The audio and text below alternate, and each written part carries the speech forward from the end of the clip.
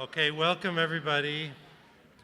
My name is Dushko and my job is breaking up conversations. Tonight's conversation is being broken up by the time. The time is the time to start. So, welcome everybody. My name is Dushko Petrovic. I'm the interim director of low-res MFA, and people used to stop talking right when I started talking, but now they wait. They just talk over me. It's really exciting to have you all here. As you can see, the low-res reader is back from the printer, which is very exciting. We used up all their mint spiral bindings, so there are some collector's edition teal alternative run spiral bindings, which I think will be more valuable in about 30 years when you're selling them on the secondary market. So be sure to get one. If I'm talking to the wrong people, but if you didn't come tonight, they'll be in my office. You can get them there. It's really exciting tonight to have Jamillah James, one of my favorite people in the art world, one of the 6 or 7 people that I actually interact with on Twitter. And I'm now going to do the traditional low-res thing and read a poem. And I remembered that Jamillah and I are both fans of The Fall, so I'm going to read one of my favorite songs by The Fall, which is also about the creative process. And most songs sound really dumb when you just read the lyrics, but the beautiful thing about Marky Smith is that I don't think this will sound dumb, although maybe. So let's try it. This is called How I Wrote Elastic Man. I'm eternally grateful to my past influences, but they will not free me. I am not diseased. All the people ask me how I wrote Elastic Man, how I wrote Elastic Man, how I wrote Elastic Man, how I wrote Elastic Man. Jamil's going to keep looking at her computer. Life should be full of strangeness like a rich painting, but it gets worse day by day. I'm a potential DJ, a creeping wreck, a mental wretch. Everybody asks me how I wrote Elastic Man, how I wrote Elastic Man, how I wrote Elastic Man, how I wrote Elastic Man. His soul hurts though it's well filled up. The praise received is mentally sent back or taken apart. The Observer magazine just about sums him up, e.g., self-satisfied, smug. I'm living a fake. People say you were entitled to and great, but I haven't wrote for 90 days. I'll get a good deal and I'll go away from the empty brains that ask how I wrote Elastic Man, how I wrote Elastic Man, how I wrote Elastic Man, how I wrote Elastic Man. His last work was Space Mystery in the Daily Mail, an article in leather thighs. The only thing real is waking and rubbing your eyes. So I'm resigned to bed. I keep bottles and comics stuffed by its head. Fuck it, let the beard grow. I'm too tired, I'll do it tomorrow. The fridge is sparse, but in the town, they'll stop me in the shops. Verily, they'll track me down, touch my shoulder, and ignore my dumb mission and sick red-faced smile, and they will ask me, how I wrote Elastic Man, how I wrote Elastic Man, how I wrote Elastic Man. I'm going to do all of them. How I wrote Elastic Man, how I wrote Elastic Man, how I wrote Elastic Man, how I wrote Elastic Man, how I wrote Elastic Man, how I wrote Elastic Man, how I wrote Elastic Man, how I wrote Elastic Man, how I wrote Elastic Man, how I wrote Elastic Man, how I wrote Elastic Man, how I wrote Elastic Man, how I wrote Elastic Man, how I wrote Elastic Man, how I wrote Elastic Man, how I wrote Elastic Man, how I wrote Elastic Man. Thank you. So the joke is that Jamillah is going to tell us how she wrote Elastic Man, and I was very excited to invite Jamillah for many reasons. She's relatively new to Chicago, so this is very exciting.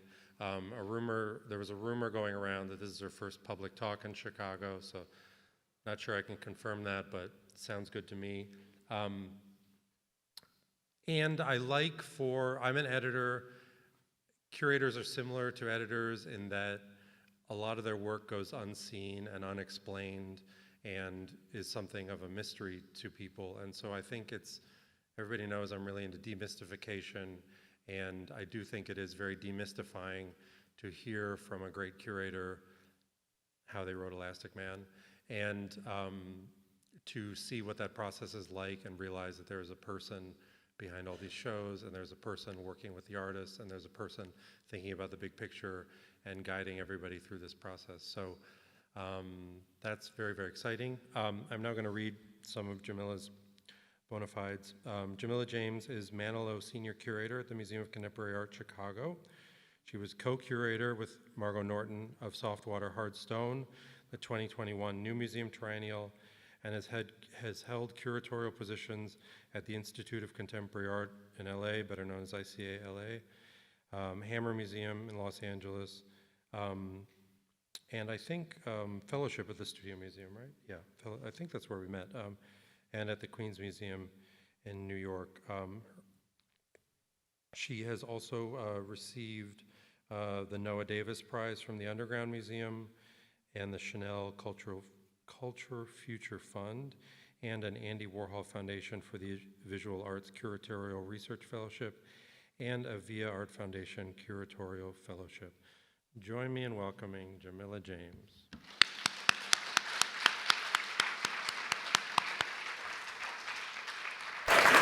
Okay, testing, is this thing on? Okay, thank you, Dishko. I don't think I've ever had the fall included in an introduction, but I love it. And it was actually when I was living here as a student in Logan Square that I first heard the fall 20 plus years ago. So nice connection to where we are. So hello, good evening. I'm grateful to be here. I'm Jamillah James Manilow, Senior Curator at the Museum of Contemporary Art Chicago, MCA Chicago. Thank you to Dishko and the SAIC Low Residency MFA program for inviting me to speak. The last time I worked with SAIC was for the 2020 MFA thesis exhibition as a curatorial advisor with Daniel Tucker and Robin Farrell, newly of the Kitchen in New York, but a longtime AIC curator. As we all know, the world changed radically in 2020, and sadly that exhibition did not reach its expected conclusion. But I'm grateful for another opportunity to engage with SAIC's graduate community as a visiting scholar. This presentation that I'm about to speed walk through will provide an overview of the past 8 years of my professional life, which is 40 years in human years. I've worked at various institutions over the course of my now 18-year career and have been extraordinarily lucky to be mentored and supported by some of the most important curators and museum directors in the field. I'm always excited to spend time with art students to talk about curatorial practice because the relationship between a curator, be they institutional or independent, and an artist is a critical aspect of what makes the art world go round. It's not a one-sided engagement or a battle of authority or purported singular genius or navel-gazing. It's a collaboration that is in the service of further art historical scholarship, the understanding of artistic practice and creative invention, and publics, plural, which is not just one community, but a composite of individuals of various backgrounds and experiences. My orientation as a curator and cultural worker is toward a truly public-facing curatorial practice and treating exhibition making as an opportunity for learning, I learn from artists, I learn from the world, I learn from my colleagues, my friends not in this field, and I learn from other disciplines. This is my attempt at a quick thought cloud to show a few of my many influences. Once upon a time, I was a film student in Boston and also played music in school and in various bands in my 20s.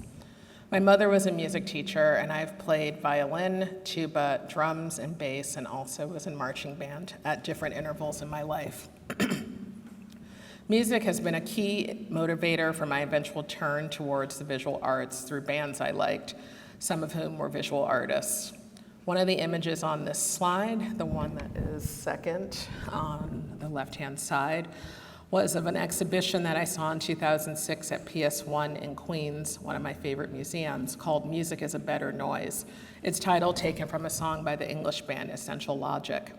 The show included work by many of my favorite musicians. The painting at the center of this slide is by Don Van Vliet, better known as Captain Beefheart, who is one of my absolute favorites. Seeing this exhibition, Connie Butler's WAC, Art and the Feminist Revolution in 2008, also staged at PS1, the Studio Museum's Frequency in 2006, and Tropicalia at the MCA in 2005, which I have a slide of later, were life-altering experiences that were instrumental in recalibrating what I wanted to do with myself, what my life's work would be. When I was in Chicago for college in the early 2000s, I was heavily involved in the experimental music scene and programmed the space now known as Ballroom Projects in Bridgeport, which was then known as the Texas Ballroom, where I lived with SAIC students and a cohort of artists who you may be familiar with, including Leidy Churchman, Wu Sang, Math Bass, Kat Solon, and Reese Ernst, who are all notable artists working today. Earlier, in the late 1990s, I was inspired to program or curate by my exposures to music and art at the now defunct Artist Live Workspace Fort Thunder, a warehouse and living spaces installation in Providence, Rhode Island when I was a student in Boston. For me, what became important was making space for people to come together, listen to music, and see something they hadn't seen before. This attitude, alongside my other interests in film and studies in art history and theory, felt best served by working with artists to create opportunities for continued intensive dialogue, not just amongst ourselves or with people in the field, but for the public. There are also, of course, There are also, of course, our historical interests that have been foundational to my development as a curator. For one, I continue to be deeply invested in alternative spaces and artist-run spaces as important incubators for artists away from the historical baggage of museums. On the previous slide, I included some influences such as the art historian Lucy Lepard, curator Marcia Tucker in a picture with Richard Tuttle, the artist whose 1975 survey at the Whitney prompted Tucker's firing and the subsequent founding of the new museum in New York.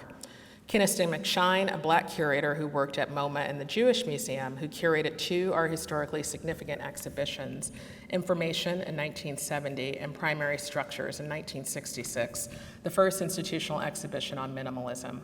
And here, the work of Martha Rossler and the New York Collective's Collab and Group Material, whose membership included a who's who of major artists, including Jenny Holzer, Louise Lawler, Felix Gonzalez-Torres, Julie Alt, Doug Ashford, and Kiki Smith, among many others, who employed a remarkable range of curatorial strategies, working collectively, politically, and in relation to specific cultural situations in the 1980s, including the developing AIDS crisis, the Reagan administration, gentrification, homelessness, and real estate costs. The social and political obviously remain motivating factors for artists now, and it's imperative that curators also have a politic, an ethos for their work. I try to remind myself of this on a daily basis in order to keep my focus on artists, their interests, and what artwork can do, active tense, and how viewers can be activated to think about and see the world differently, and not take the act of looking at art as a passive engagement.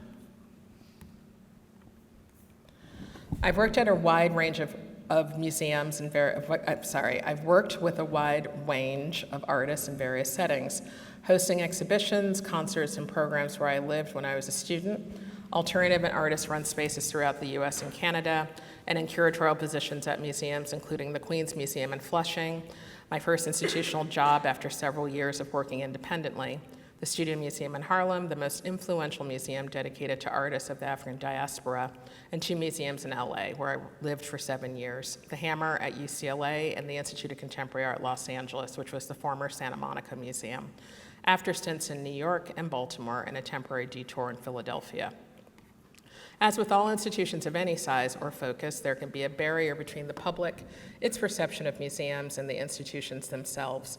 And part of dismantling that is how artists, curators, and educators work in tandem to make museums more porous.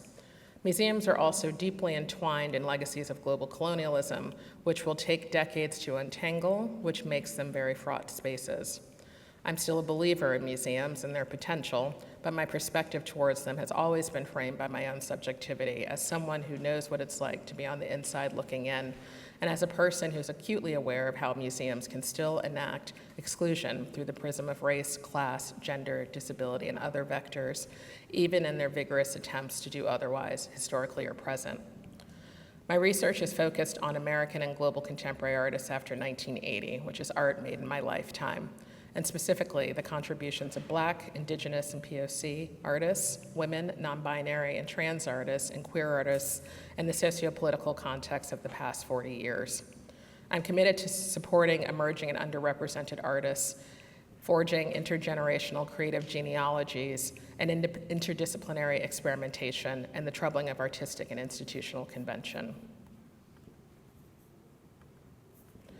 I was hired as an assistant curator at the Hammer Museum at UCLA in 2014 to work between the Hammer and Art and Practice, which is a nonprofit arts and social services organization founded by the artist Mark Bradford, Alan DeCastro, and the collector Eileen Harris Norton in the historically majority Black neighborhood Leimert Park in South LA.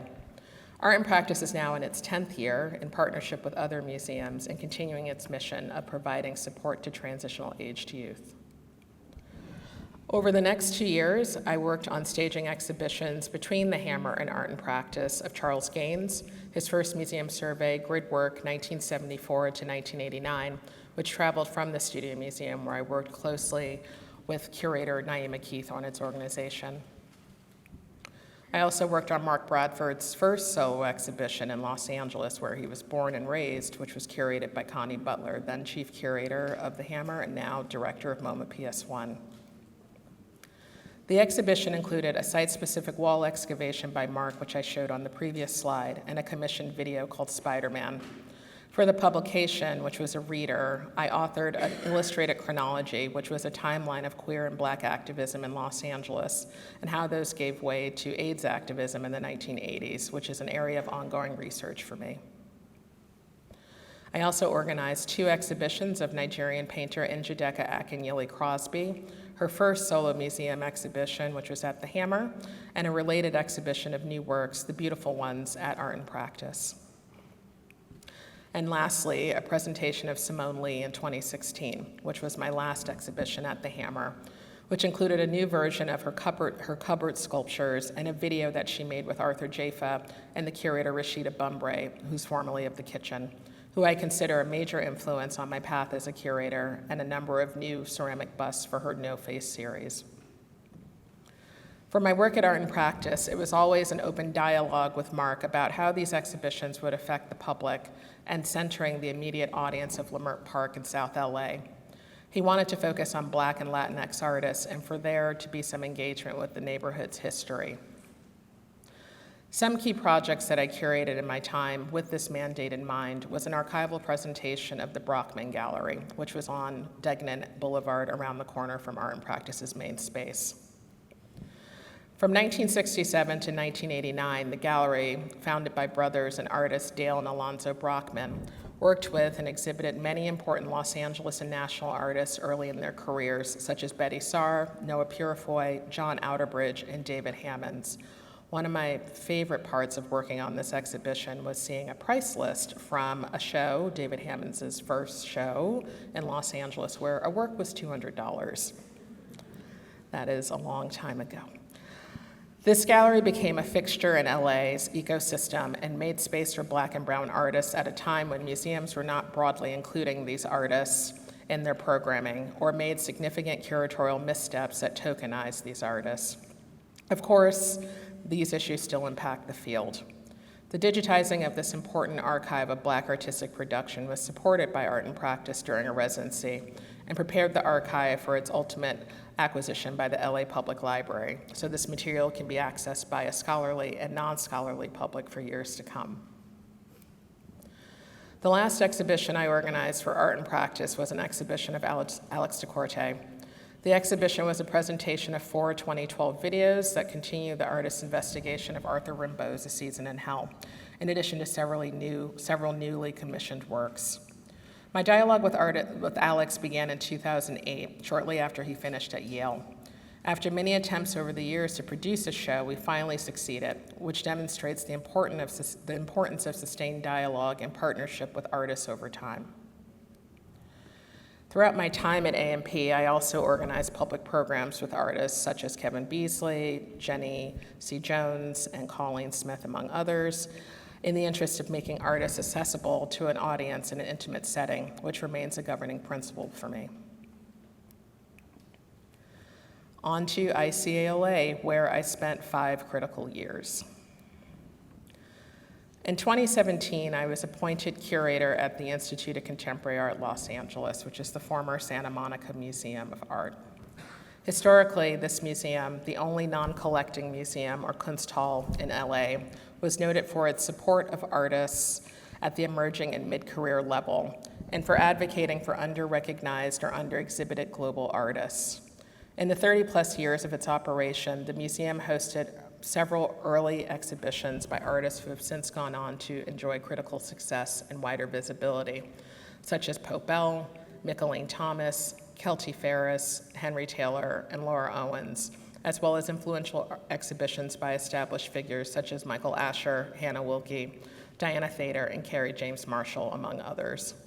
It felt like a natural fit for me, given my own interests and commitments to researching and exhibiting art produced by artists under-recognized or operating outside of the Euro-centered hegemonic structures of art history, the art world, and the notion of a primary or singular canon.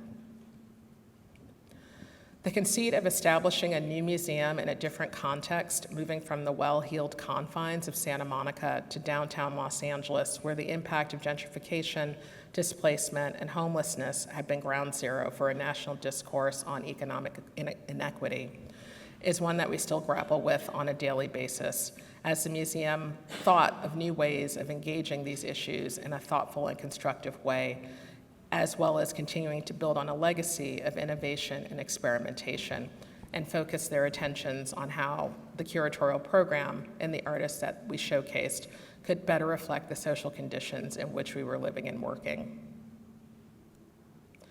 For instance, in our inaugural season, I organized an exhibition of the Bronx-based artist Abigail DeVille called No Place Hidden Shelter. DeVille's work touches upon displacement, migration, and marginalization, as well as cultural invisibility, and calls attention through intensive, localized research and resulting installations made of found materials or source materials to give physical presence to unspoken histories and forgotten pasts.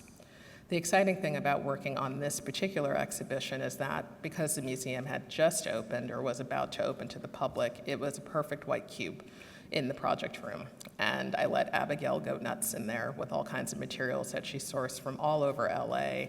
The last day before we were opening to the public, she was in Compton picking up chicken coops to bring into the museum, and that was the final straw for our then director. She was not happy. But we had a pretty awesome installation that people were able to enter. The installation continued to grow. It took about 2 weeks to install it. It was one of the most exciting projects that I got to work on at ICALA, and it was staged in tandem with a survey of Martin Ramirez, which was hosted on the occasion of PST, Pacific Standard Time, Los Angeles, Latin America. Imagining the museum's walls as porous and to extend ourselves to various publics, some of whom were not or perhaps not comfortable with going to a museum for various reasons, I initiated a series of public works in our parking lot, offering an opportunity for a clandestine encounter with art, but just walking down the street. This was the first project for ICLA's courtyard wall on 7th Street, which was a large-scale installation spanning 800 square feet titled Now I'm Going to Tell You Everything by the LA-based painter Sarah Kane. There were several other projects that took place on this wall. One was by Arturo Herrera.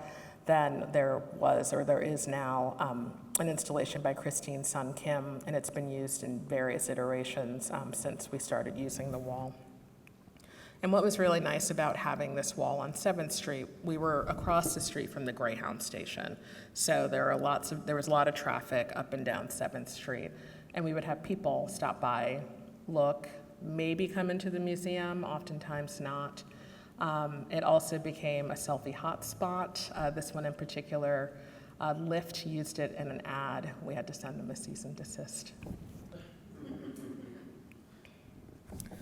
In 2018, I literally turned over the keys of the museum to artists and their peers with a project by Rafa Esparza called A La Calle. We did not frame this as an exhibition for many reasons.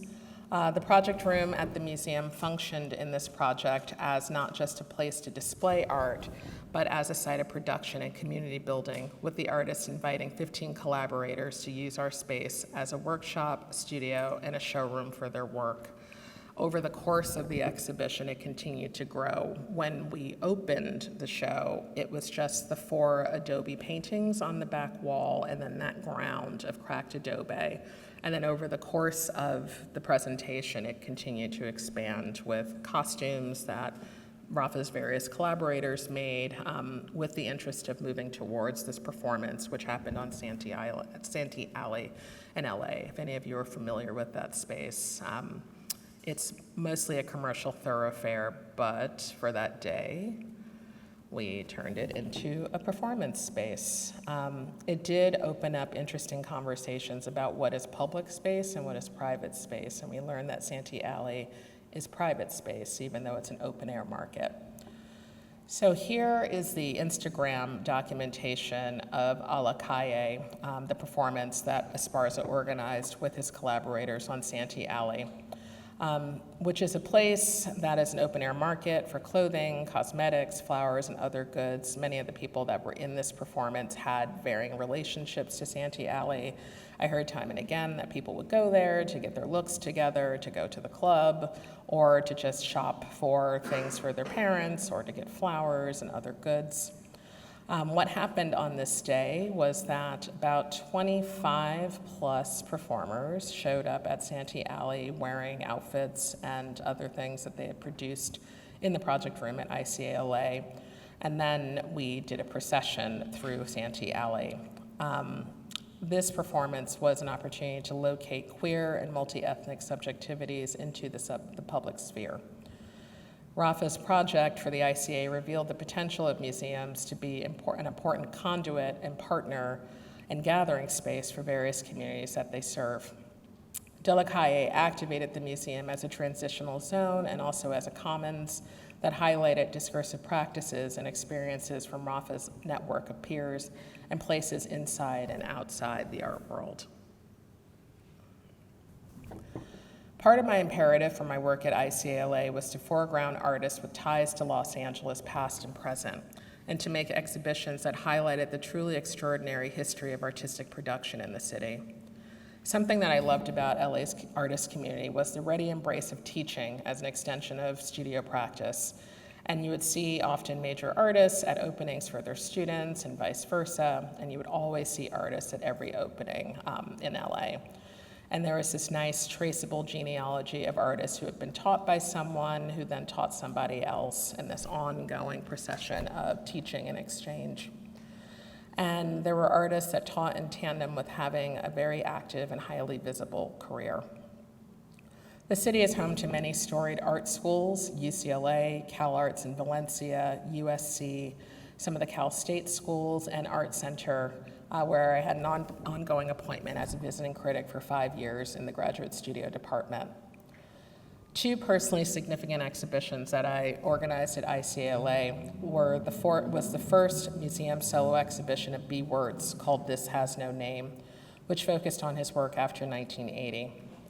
B was a student at Cal Arts in the 1970s, and in 1973 made a drawing called 3 Important Things, which became an organizing principle for his work. And those 3 important things were sleeping, eating, and keeping warm, which are decidedly basic human principles and needs that could always be extended to artistic or curatorial practice. I also organized the show No Wrong Holes, 30 Years of Nail and Blake, which was, at the time, the most wide-ranging exhibition that I organized of a single artist. The survey of celebrated artists, educator, and curator Nail and Blake was the most comprehensive presentation of their work to date and included over 100 objects produced between 1980 and then the present, which was 2017. Their work is in a lineage of 1980s and 1990s post-minimal or conceptual investigations of identity and sexual politics, along that of Felix Gonzalez-Torres, Robert Gober, Glenn Ligon, and Ronnie Horn, among others, and has enjoyed much critical attention, but at that point had not had a major institutional exhibition beyond a show at the Tang in 2002, the Tang in upstate New York in 2002, which was primarily focused on Nayland's work in video performance, such as Gorge, which is an important and amazing work. We presented No Wrong Holes at ICLA, and then it traveled to the MIT List Center in Boston, where it, like many other exhibitions, was unable to be open to the public because of the pandemic.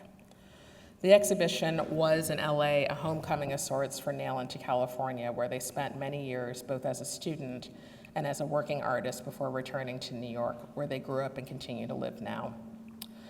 The thing with the presentation of No Wrong Holes at the MIT List Center was because the world was in a holding pattern in 2020, we moved forward with installing the show completely in anticipation that things would open up soon, which of course they did not. So it's kind of like my white whale that show did not get seen by more audiences than in LA.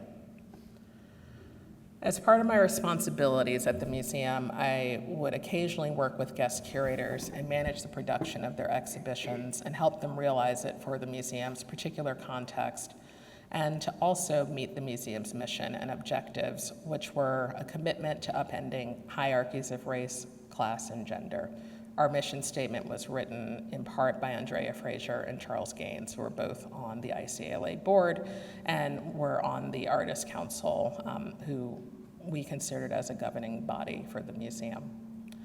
This exhibition, an image of this exhibition is from the show This Brush for Hire, Norm Leach and many other artists, which was this great exhibition organized by artist curators Meg Cranston and John Baldessari shortly before he died. And it was an exhibition they had worked on for a number of years, focused on artistic labor. The subject of the exhibition was a local sign painter and fabricator named Norm Leach, who at that point and continues to collaborate with many artists to produce their work, complicating the notion of artistic voice and what point an idea takes form as an artwork by an artist. The exhibition included works by Daniel Joseph Martinez, Stephen Prina, which is the monochrome painting, Lawrence Weiner, which you can see faintly in the foreground, also John Boscovich, Amanda Ross Ho, Kay Rosen, and many other artists. And also for this exhibition, we produced a video with Norm, which documented his collaboration with various people. At the point that we were making the video, he was actually working with Gary Simmons on a site-specific work at the California African American Museum. And if you haven't been to the MCA recently, we have a major survey of Gary Simmons on view, so please come by. Some other questions that emerged during the production of the exhibition was the ways in which the history of art in Los Angeles had been chronicled, and this show was a very LA-centric show. One of the primary historical examples of this was Mocha's exhibition, Helter Skelter, LA Art in the 1990s, which featured work by Meg Cranston, This Brush for Hire's curator, as well as this work by Mike Kelly, which was debuted in the exhibition and had only been staged one other time in 2001 before I took on restaging it as my own pet project within the exhibition. I like to read the title of this work, and at some point I had it memorized, and that's not the case anymore. Proposal for the decoration of an island of conference rooms with copy room for an advertising agency designed by Frank Gehry. The fun part about working on this exhibition and focusing on this particular work, which included 6 separate rooms with 5 to 6 hand-painted wall murals, some of which you see behind me, in addition to kind of standard issue office furniture, and also a copy room, which was fabricated with things that we had at the museum, file boxes from my office. I was very happy to get them out of my office for this, and various things that we purchased in order to restage it. The issue with an artwork like this, that had only been staged one other time, was that records of its existence were limited, and in tandem with the Mike Kelly Foundation, which is operated by former studio assistants of Mike Kelly, we reconstructed this installation using two extant archival photos, Mike Kelly's writings and correspondence about this work, including a letter to the Whitney Museum, who were considering acquiring the work, and refabricating and sourcing all the installation elements. In retrospect, the show that this initially appeared in, Helter Skelter, suffered from serious cultural myopia about what constituted art in Los Angeles in the 1990s. There were no Black artists in the exhibition. There was an artist, Michelle T. Clinton, a poet who is listed in the catalog but did not have an actual work in the show. There were few women artists and only 2 Latinx artists. Coincidentally, the exhibition closed 3 days before the 1992 uprisings in Los Angeles, which forever changed the city and revealed on live television, live and national television, the significant cultural ruptures and the ugly specter of racism within the city. Anticipating possible correlations to Helter Skelter, it was important in my capacity as a representative of the institution and a curator laser-focused on course correction and repairing the art historical record to make suggestions along the way to the curators, but of course maintaining a respectful distance, to ensure that this exhibition engaged not just in the central question and curatorial thesis of acknowledging labor of those that are behind the scenes that make artists' work possible, but that the show also reflected the multiplicity of people who comprise the artistic community in Los Angeles. Other projects I presented at ICLA included our collaboration with The Hammer to install conceptual artist Adrian Piper's What It's Like, What It Is, #3 from 1991, on the occasion of her retrospective coming to Los Angeles from MoMA. Between this, Mike Kelly, and the Sarah Swinner exhibition that I'll show you in a few slides, installing complex installations has become my thing. Maybe it's the whole making space thing. Piper, of course, is one of those artists whose research and praxis examine inequities and bias where they exist, and whose work has been critically important to my foundation and development as a curator. One of my prized possessions as a broke college student here was my copy of her 2-volume book, Out of Order, Out of Hand, which you can find it, please read it. And her work continues to be a guidepost. So much that when I arrived at MCA and was tasked with producing an exhibition within 5 months, I looked to her installation, Cornered, which is one of her most important works, which is in our collection, and took it as an opportunity to start an exhibition there, focusing on a single artwork and then zooming out from there. My most recent projects have focused on unstable objects and unusual interventions in public space and in the physical space of institutions. These works may resist the viewer, the institution, clear definition, or the formal expectations of their chosen media. This multidisciplinary slippage is evident in the work of photographer Lucas Blaylock, whose exhibition, Enormous Ore, I organized in 2019, and also Chicago-born artist Harold Mendez, whose sculptures and haunting large format hybrid prints and photographs bend the definition of photography. An Enormous Ore was the New York photographer's first solo exhibition. This was the first exhibition I organized ever with a photographer, but the thing I admire and appreciate about Lucas's work was that it subverts the conventions of photography, reveals the process behind photographic images, and makes visible for the viewer his procedures, the staging, the reproduction techniques of scanning, and the later manipulation of images both physically and digitally. The exhibition also offered the artist an opportunity to intervene into the museum's physical architecture, such as building a bare stud wall to act as an armature for his photographs, some of which were double-sided, which was an active resistance by the artist to the one way of viewing and producing a photograph. While I was at ICLA, I often let artists do what they wanted to do. They would come up with a proposal, and then we would walk back from the precipice to find a reasonable place to land. What happened was that we were able to realize ambitious projects that the artist was very invested in, but at the scale of an institution that had 5 people working on staff. It was always a conversation, the way that I view curatorial practice is that of collaboration. It's a conversation always between the artist and the curator, and I think that's when work is best made, not when a curator is acting as an auteur or as an author themselves, but as an active collaborator with an artist. I also realized an exhibition of another artist who uses expanded methods of photography through printmaking and drawing, Harold Mendez, who's a former Chicagoan who works with Patron Gallery here and who's now based in LA. This show is installed in fall 2020, once there was an indication that COVID levels in LA were abating, but we had to close it again for 2 months. Again, 2 months into its run. In 2020, I also mounted 2 exhibitions. The traveling presentation of Reed Morton's The Plant That Heals May Also Poison, which was organized by Kate Craxton for ICA Philadelphia. The exhibition was the artist's first major retrospective in the United States in nearly 4 decades, and the first solo museum of Morton's work in Los Angeles. The last time that Morton's work had been presented in a museum setting was at the New Museum and also at the Renaissance Society. Coincidentally, Morton was a visiting artist here in the spring of 1977 and was installing an exhibition with students when she was in a fatal car accident. And the influence that she has in the short time that she was an artist, no more than 10 years, has continued to expand, and there are many artists that are in dialogue with Morton's work or interested in Morton's work, which was why it was very important to bring this show to Los Angeles. The exhibition opened on February 16th, 2020, and we had to close it on March 18th.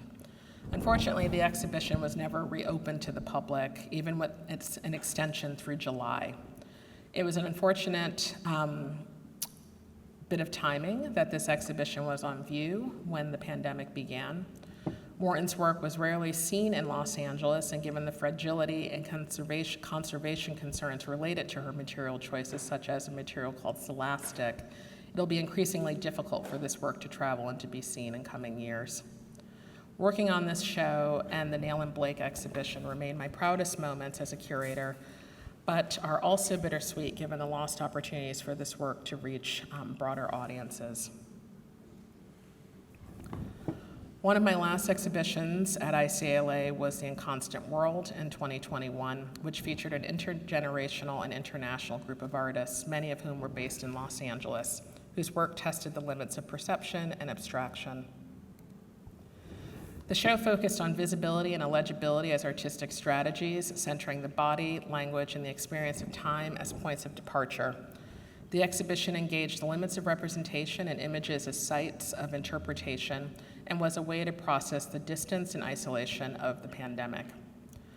The exhibition featured work by Liz Deschênes, David Horvitz, Stephanie Jemison, K.R.M. Mooney, Sandra Majinga, Pamela Rosenkrantz, and new commissions by Kelly Akashi, B. Ingrid Olsen, a local artist, and Hannah Herr. 2 days before moving here, and my first day at MCA Chicago, I opened my penultimate project at the museum, a presentation of Canadian photographer Sarah Swinner's recent videos called Apple Red, Grass Green, Sky Blue, RGB. That included her latest work, a 6-channel video installation called Glass Life that had recently been on view in New York, as well as 3 recent single-channel videos and a suite of photographs. Now, I will pivot to talking about my work at MCA, but first I want to take a detour to talk about the 2021 New Museum Triennial, which I co-curated with Margot Norton, who's now the chief curator at the Berkeley Art Museum and Pacific Film Archives. Softwater Hard Stone was the 5th edition of the New Museum Triennial, which is the only triennial dedicated to emerging international artists. Margot and my work on the exhibition spanned 3.5 years, the last 18 months of which were during the pandemic. We had been in North Africa and Spain in February, in late January and February, and then we got home 5 days before New York City and Los Angeles shut down, and our research shifted entirely online. During the course of research for the triennial, we reviewed the work of 3,000 artists. We conducted about 400 studio visits, some in person, a lot on Zoom, which at that time had not really been a technology that we were familiar with. We all use Skype. I don't think anyone uses Skype anymore. I keep it in my signature just to seem international, but no one uses it really. The exhibition's thesis focused on the potential instability of all things over time, including histories, culture, sites, and objects, and the possibility of change in small gestures, and featured artists whose work often used non-traditional methods of production in dialogue with historical forms. As curators, Margot and I established a mandate given the necessity of global and transcultural dialogue. And of the 40 artists in the exhibition, they hailed from 26 countries around the world and were majority Black or POC, women, trans, and non-binary artists. The exhibition also treated the museum as physically porous, with works like Jeanine Frey Najutli's inhabiting cracks and corners throughout the museum and the sidewalk outside, or Samara Scott's Gargoyle Lonely Planet, which is featured here, which was grafted onto the museum's window facade. While I'm reticent to play favorites, I always joke that I love all my children the same when talking about exhibitions. This exhibition and its publication were a blast to work on and taught the both of us new ways on how to do this work, to be flexible, adaptable, and collaborative against all odds and distance. Before the installation began in November 2021, Margot and I hadn't been in a room together since our last trip in 2020. And there were also artists who we never met in person, who we only talked to online, who couldn't travel to the opening in New York because of the travel ban at the time and other restrictions. So now we'll talk about the present. I've been at MCA Chicago for almost a year and a half as its Manilow Senior Curator and Department Head for the Curatorial Department. My relationship with the MCA goes back to the early 2000s when I was a student at Columbia College. Then I tried to work at the museum in whatever capacity I could without any museum experience. I tried to work in the coat check, as a gallery guard, at the ticket desk. I was never hired then, and I like to joke now that my appointment here at this level is my revenge for not hiring me 20 years ago. That's right. Okay, I don't know why it's doing that. Okay, in any case, seeing exhibitions at the MCA as a student, studying art history and cultural studies, has had a lasting impact on my work. Some of those shows, among them Universal Experience, Art, Life, and the Taurus Eye in 2005, and Tropicalia, A Revolution in Brazilian Culture, and also Soft Edge in 2004, were complex presentations that explored under-recognized histories and creative tendencies, challenged visual traditions or a singular art history, and centered a radical openness towards the viewer. These ideas have been critical to my development as a curator and informs the work, artists, and exhibitions that I work with and organize. Shortly after my arrival at MCA, I organized the collection exhibition Enter the Mirror, which is closing on Sunday after 9 months on view. So if you haven't seen it now, it's wrapping up, so please go see it. The MCA's collection has over 3,500 objects with some incredible gems, and I'm tasked with organizing the collections committee and managing it and managing the workflow of objects that are entering into the collection. And as a new curator coming to an institution that's a collecting institution, an opening exhibition is an opportunity to make a statement and announce one's terms of engagement and point of view, which is what I was very excited to do since I hadn't really actively worked with the collection in many years. And because it was my first exhibition at the MCA, it was a very nerve-wracking process, but one that was very exciting, knowing what was in the collection, including Chris Burden's The Other Vietnam Memorial, which is the large sculpture at the center, a work by Katie Nolan, chainsaw-cut cowboy head, work by Glenn Ligon, Sam Durant, Doris Salcedo, and many others. A major concern of the show is what is not seen or is rendered invisible in history or cultural memory, and the strategies with which artists selectively reveal information through language, duration, lived experience, or formal consideration, which is the exact opposite of how I work, which is to be transparent, radically transparent about my methods at all times. The exhibition also takes up the inability or difficulty of visualizing and representing trauma or grief, or to adequately see it, and rather than contending with it, ignoring it altogether. Also, it thinks about the adage, history is told by its victors, which is a distortion of the ability of certain stories to be told, the stories of those who are often marginalized people. Enter the Mirror allowed me to explore how artists engage with history and historical context and how we can make history porous and accessible, with the conceit in mind that history, time, the archive are not static or monolithic or linear concepts. So in conclusion, I want to share a few upcoming projects I have at the MCA, including a survey of painter Rebecca Morris, which was my last show at ICLA. Rebecca was a student here at SAIC and will be speaking here later this year in the fall. The show, Rebecca Morris 2001 to 2022, is a nonlinear survey of 27 paintings produced after 2001, picking up where her 2005 survey at the Renaissance Society left off, and arranged by motif rather than chronology, which allowed us to play with the format of the typical survey exhibition, which is often arranged chronologically, which we wanted to do away with. And also I should mention that the title is a bit of a misnomer.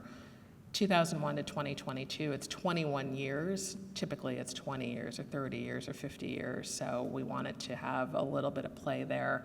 And also the title suggests chronology, but again, we subverted that. I'm also working on a reconstituted presentation of Faith Ringgold's new museum exhibition, American People, which spans 60 years of her career. American People is the most comprehensive presentation of Ringgold's 6-decade spanning career to date, with over 100 works by the artist, including paintings, soft sculptures, and story quilts from her best-known series, as well as historical ephemera documenting Ringgold's rich life of activism on behalf of Black and women artists. The exhibition will trace Ringgold's influential career as an artist whose work was deeply politically engaged, rising in the 1960s during the civil rights movement and the feminist or women's movement, and continuing to the present. Aligned with our mission at the MCA to recognize innovators within the field of artistic practice, Ringgold's work challenges accepted hierarchies of art versus craft, material and form through her experimental story quilts, soft sculptures, and figurative paintings. The MCA's exhibition will also include selections from our collection and select loans to illustrate the arc of Ringgold's influence on her peers and later generations of artists, in the interest of contextualizing her practice along a broader range of artists and histories, which is also a very critical part of my practice, which is to forge conversations between artists that may not have been in conversation with each other. This exhibition was important for me to bring to Chicago because Ringgold, for some reason, has not had a solo presentation in Chicago and has had limited exposure here. She's only been in one group show ever over the course of 60 years, which does not seem right to me at all. So this exhibition provides a critical opportunity for the MCA and Chicago institutions to do some reparative art historical work by exhibiting Ringgold for the first time in a major way here, but also situating her work across various contexts and canons. Lastly, a show that I'm working on that'll open next year, The Living End, Painting and Other Technologies, 1970 to 2020, which I'm going to be a little bit mysterious about and not share any images because the checklist is in flux. But it's an intergenerational group exhibition that traces the ways in which the body's relationship to the production and experience of painting has become increasingly mediated. The exhibition, the first major historical survey of its kind in the US, will focus on the various technologies and methods that have developed and influenced the formal direction and representation of painting over the past 50 years: the camera, the computer screen, and mechanical automation. This is a project that I've been working on sporadically for 8 years, and I'm super excited for it to finally arrive. So in conclusion, as I settle into my new position here in Chicago and my new responsibilities, I'm eager to continue forging relationships with local artists, which is critically important to me, and highlighting and advocating for practices whose ambitions, intelligence, and insights inspire and excite me, and that are invaluable to museums and collections like the MCA, like every other museum in the world, and have the capacity to enrich and engage our audiences for years to come. And speaking of years, I'm sure this talk has felt like a small eternity, so on that note, thank you.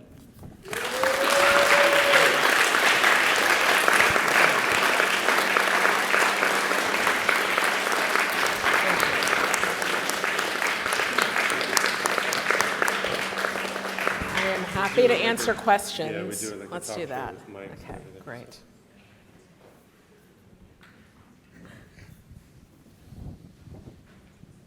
Feel free to ask me almost anything. Time to go. Hi, Jamillah. I'm so happy. I was so happy to hear you. It was incredible. Your work is astonishing and very humbling. I'm a huge fangirl of yours, too. I'm gonna cry. I'm curious. You talked a lot about you mentioned this thing about seeing your work as a collaboration with artists.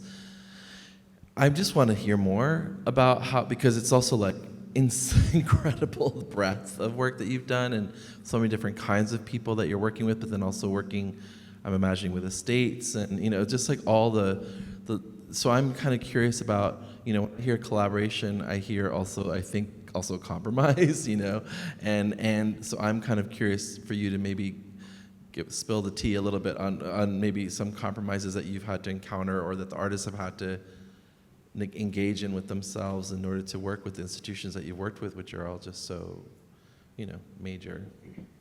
Thank you. Well, when I start working with artists or I invite artists to work with me in whatever context I'm working, it's important to have an initial conversation with them, especially if their experiences working with museums is mixed. Either they haven't shown in a museum context, or they're used to working with alternative or artist-run spaces, or they've had no exposure whatsoever to working on an exhibition that'll be shared widely publicly. I think it's really important in my capacity to act as an educator, not just in the context of exhibitions and the materials that are produced, didactics, programs, what have you, but to also talk to artists and inform them on the rules of engagement with a curator, with a museum. It's different from place to place. The MCA is the largest institution that I've worked at. I've also worked at microscopic, teeny tiny institutions like the ICALA, so it really depends on where you are and how much you can be generous to an artist. I've been in situations where perhaps what an artist is asking is not possible, or it will cause strain at the institution, or it might open conversations that the museum is not in the place to have. I'm not speaking specifically about the MCA, but just thinking about across my career. I'm always really open, and I want to hear what artists want to do. I don't like to start from a place of no, which is really the role of everyone else that works at a museum, is to say no to everything. But for me, I want to try to make an artist's dreams come true, however I can, understanding that resources can be finite at a museum, or there could be no resources whatsoever. I think where my work gets really tricky with artists, talking about collaboration, it's always an open dialogue. I don't tell artists how to make their work. That's one thing that's really important to me. I'm not an artist. I tried to be an artist. I was a flop. And this is why I focus on being a curator, being a writer, because that's my lane. I think when there are things, I think the main places that become points of restriction is cost. What we can afford an artist to do. I like to find solutions rather than create problems. So if there's a way that we can arrive at a similar or mutually agreeable solution, that is close to how an artist wants to realize their work, I'm always game for doing that, which I see as a form of collaboration, trying to move a project forward to an artist's satisfaction, but working within a very specific framework of the particular museum that I'm working at. I think, did I answer your question? Okay. I think the other way that I collaborate with artists is to be very careful and very respectful of their needs and not just keep this boundary between me being an institutional stooge and them being, an artist. I like to bring artists in to the conversation about what it means to be at a museum, what it means to work with the museum, which can always be pretty alienating. While I'm developing a show with artists, sometimes we become friends, sometimes we don't become friends. It's always a nice aspect, but the objective for me is to get them to a point where they have a show and they are happy with it, and it feels rich, and it feels like it's going to open a dialogue, a continued dialogue about their work, and to support the scholarship around their work. That's my commitment as an artist, as a curator, not an artist. That wasn't a Freudian slip, trust me. And I think that's where my strength comes with being in partnership with an artist, is being realistic about what we can do for them at an institution, but try to push towards what it is that they want to do ultimately. Thank you. Any other Hello. questions? Hi. I'm over here, I'm sorry. I'm John, first year here with the program. It's kind of fortuitous. I actually spent the past 2.5 hours in the museum at the MCA today. And so it's really more of a comment on the experience. Very rich. Congratulations. And found it engaging and thought-provoking and just a jewel for Chicago, and I wish you great success during your time there. Thank you so much. Questions?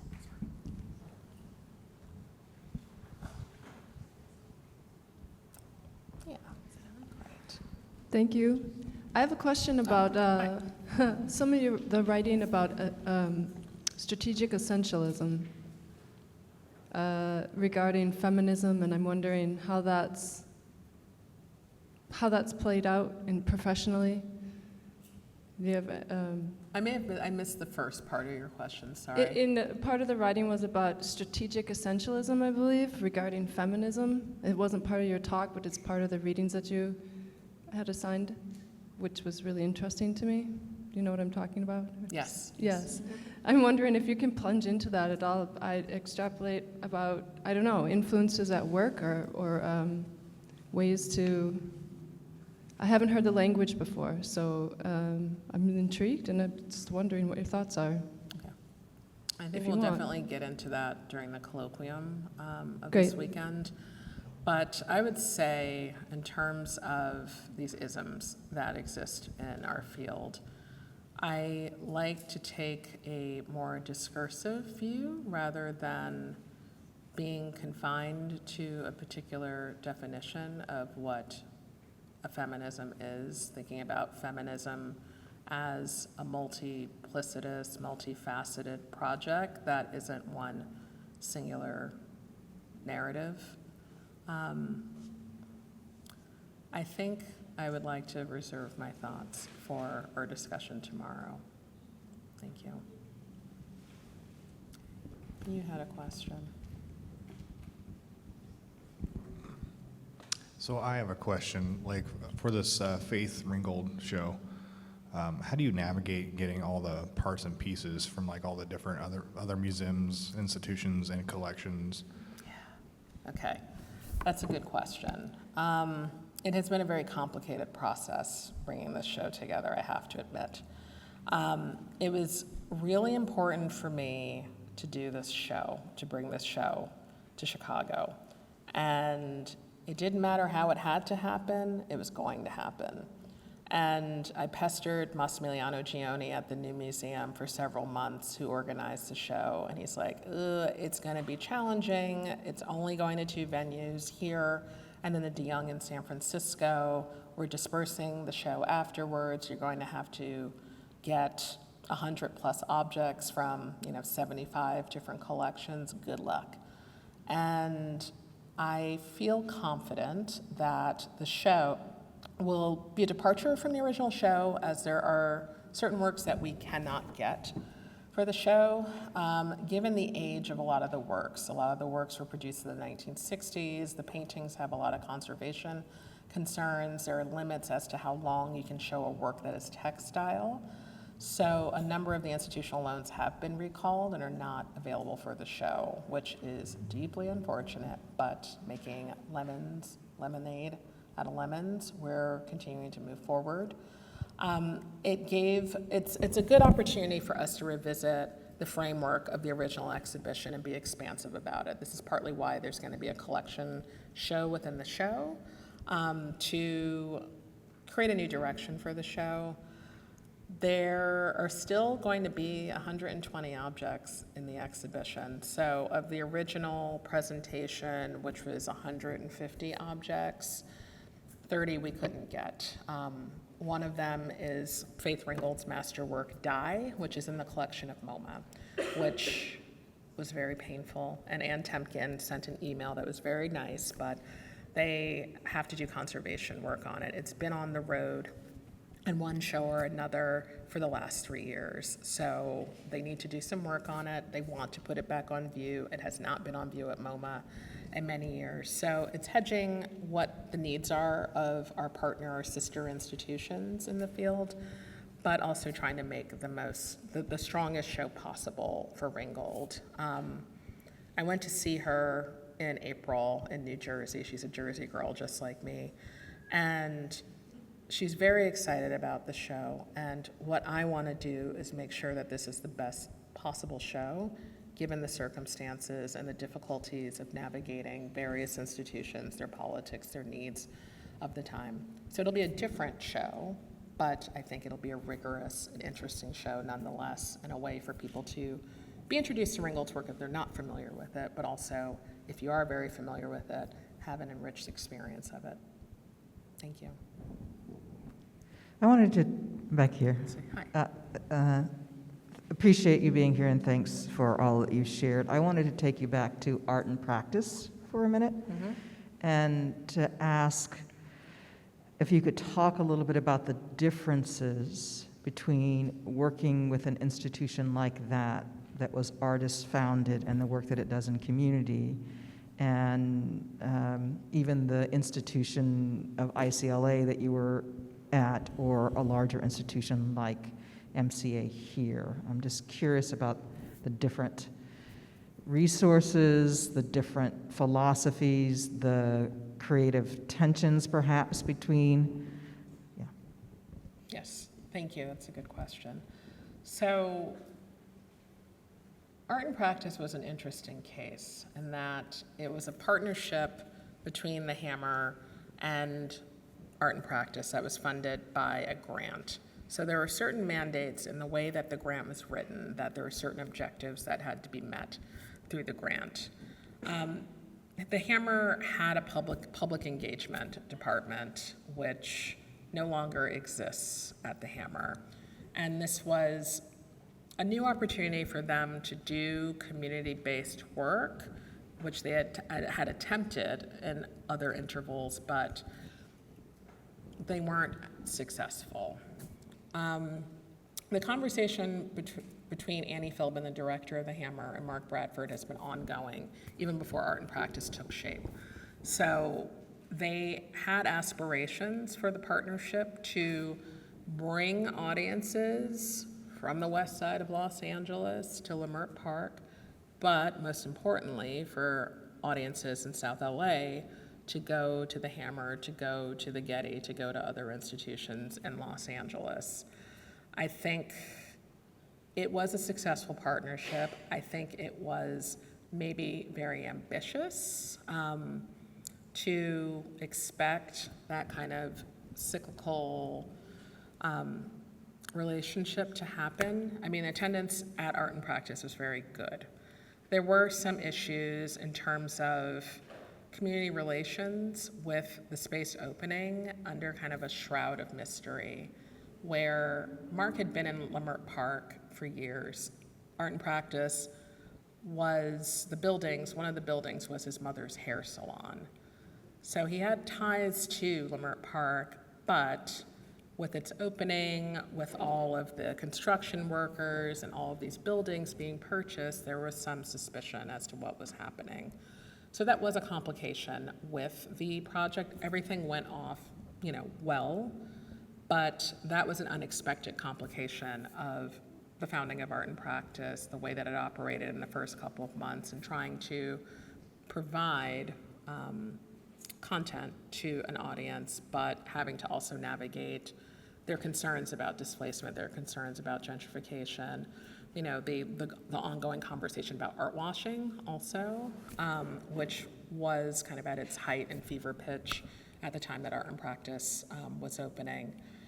Art and Practice gets funding from grants, but also from the board, and also Mark is a very successful artist, so he is supporting the operations of that organization.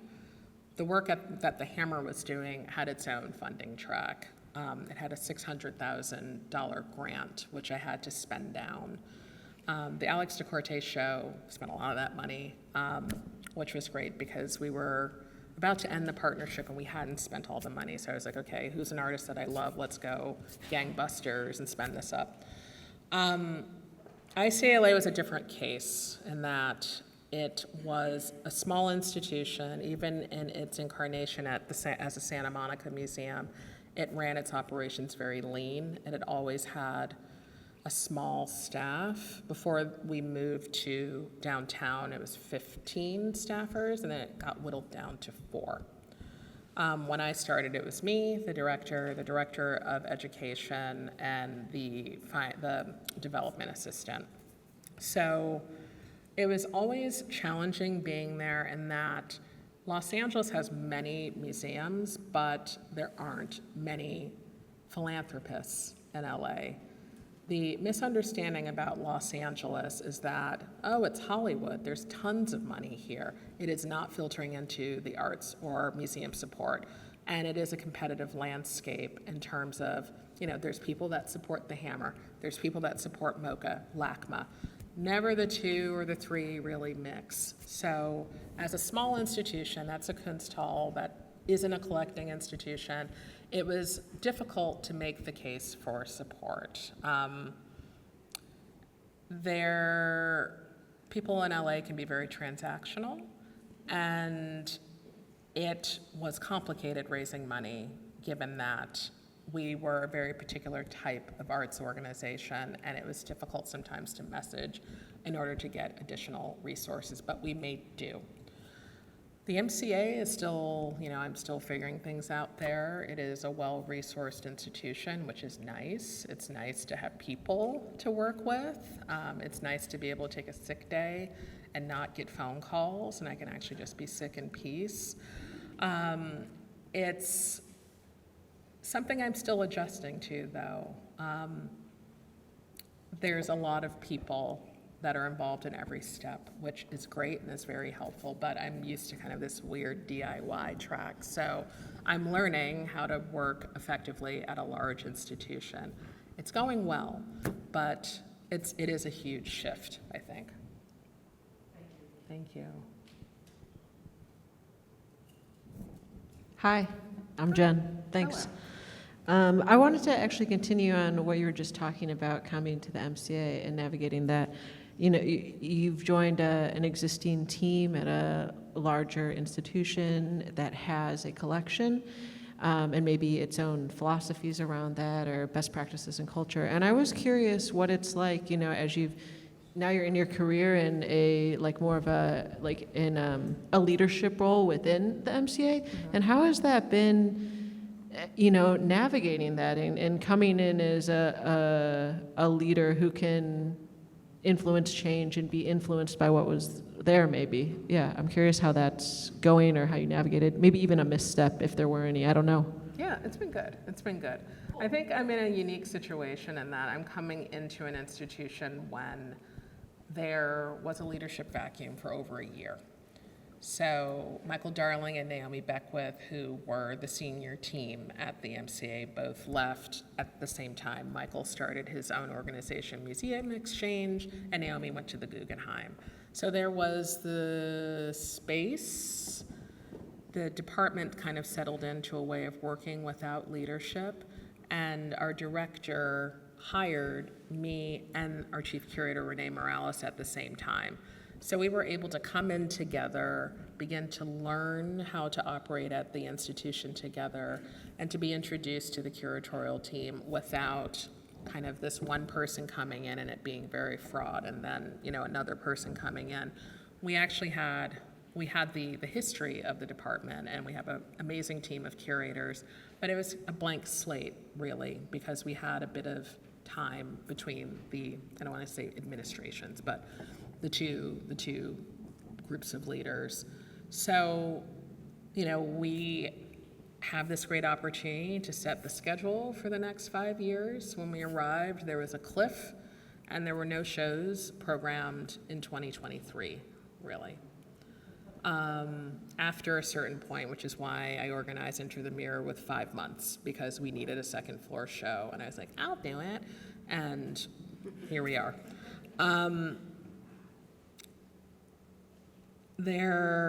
We're still building the schedule. Right now, we are in 2026. We're beginning to plan out 2026, which will be here in like 3 minutes, because curator time is, complicated. But Renee and I are learning each other. We get along very well. It's always terrifying to go to a new job, not knowing the personalities, not knowing how it's going to go, but he's awesome. We are like hive mind, museum, mom and dad. It's great. We're very fortunate to have amazing curators on our team. Everyone from the learning department, the editorial team, all the other departments across the museum have been wonderful, welcoming, supportive.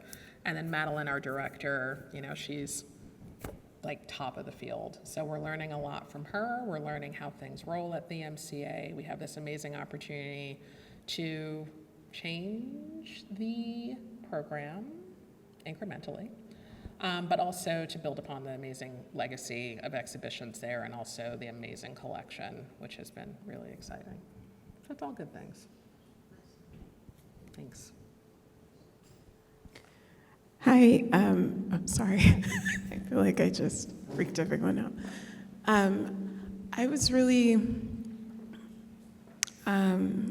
refreshing to hear you talk about the role of education plays in your curatorial practice, but also how you recognize that in artists, like that want to do that work. And as an art educator and an artist, I feel like a lot of time those worlds aren't seen as one. And I'm wondering if you could like talk a little bit about your philosophy around those sort of things, and maybe some of the things you've done with artists that also consider themselves educators or teachers or something like that. Thank you. I think most of the artists that I've worked with are teachers, which I think is coincidence, but could be something kind of on the organic or cellular level with us, you know, connecting. I mean, Nayland Blake is a long-time professor. Charles Gaines, like historic since 1989, has taught 1,000,001 artists. You know, Rebecca Morris, also a teacher at UCLA. And I think being the daughter of a teacher has oriented me towards wanting to work with artists who are not just thinking about their own work, but are looking at other people's work and wanting to support the next generation of artists that'll be here long after they're here. I think when artists get into a place where they don't want to teach or they have an attitude about teaching, I find that really problematic. I think we don't have art history unless we have dialogue and we have secession and we have a trajectory. So in terms of my own work closely with artists. You know, it's always a really important component of an exhibition for there to be a robust public programming series so that we are bringing artists to people as opposed to hiding behind wall labels or, you know, just hiding behind the objects, but like making the artists accessible so they can talk about their own practice directly to people. Also, with my own experiences of teaching here and there or lecturing here and there, I like to make my process transparent. Curating shouldn't be a mystery. Making exhibitions shouldn't be a mystery. We're in this dangerous and unfortunate place where there isn't, like, arts education in public schools is dwindling. Whatever I can do, and I'm not getting choked up, I just have a sore throat, but whatever I can do to inspire a young person to explore curatorial practice as a career, I'm happy to do that, and I think it is just being forthcoming about what I do, what the limitations of this work can be, but also the joys and the rewards of this career as well. And I hope that artists that I'm working with will also join me in that and be open and generous to other people, not just other artists. Thanks. Thank you so much for that. It's you. really important. Thank you. Thank you.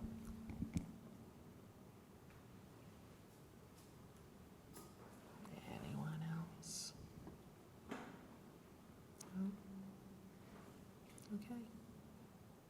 Well, thank you. Thanks so much.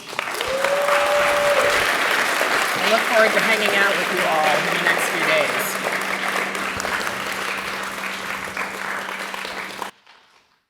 Just a reminder that the colloquium with Jamillah is tomorrow at 5, and take a reader and take